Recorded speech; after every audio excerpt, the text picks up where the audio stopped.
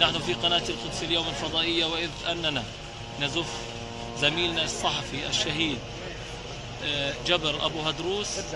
بإذن الله سنكمل هذه الرسالة، وسنكون إن شاء الله عند هذه الأمانة التي تركها لنا جبر أبو هدروس وكافة الزملاء الصحفيين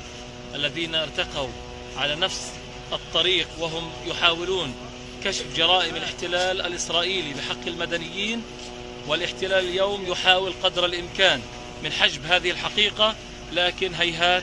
فالزملاء الصحفيون لا زالوا على قدر عالي من المسؤولية، ولا زالوا يحاولون قدر الإمكان من كشف هذه الجرائم التي ترتكب بحق المدنيين وبحق الصحفيين.